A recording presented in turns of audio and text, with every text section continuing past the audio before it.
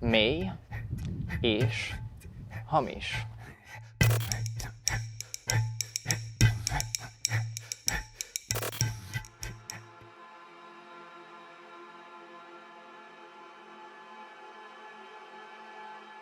Deepfake is a work, mostly a choreographic space about coexistence, mostly.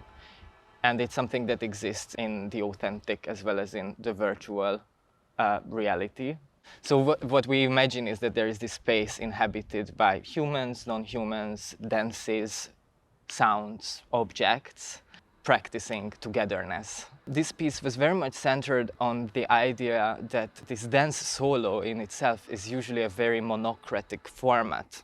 So when you see a solo dance, your eyes obviously is very much centered on the human being dancing on stage. It creates this centralized attention that is cute, but what else is there? Can we find another gaze? Can we find a gaze that is a little bit less anthropocentric? What I was busy with time to time is to try to shift the attention of the spectator from the human body onto all the different kinds of performances that are also present in that space. The performance of light, the performance of sounds, the performance of the space. If we would imagine that this space is an entity, this space has history, this space has something to tell. This is a real life-death situation over here. Yes.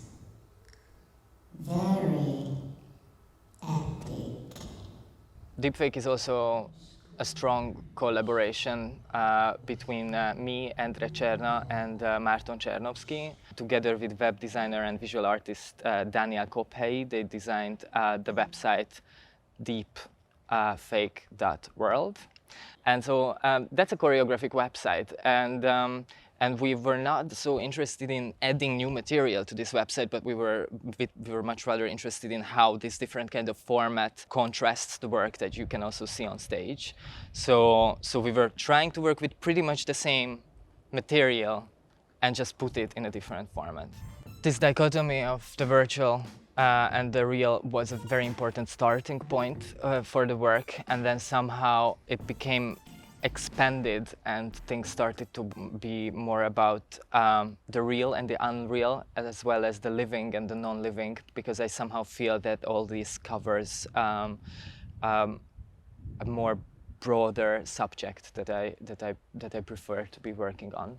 I'm usually very interested in simulation. Where does a simulation start? When can we relate to something as real? Where does real end? And also, how do things that we relate to as unreal affect our reality, which is pretty much the case with virtual reality. But at a certain point, I felt that it's more than just about discussing the virtual. There is simply more to it. At a certain point, my main interest became the non-living, basically, a way of relating to objects. How can I basically re-identify my relationship to an environment by, well, in my case, or in the case of deepfake, by dancing with it.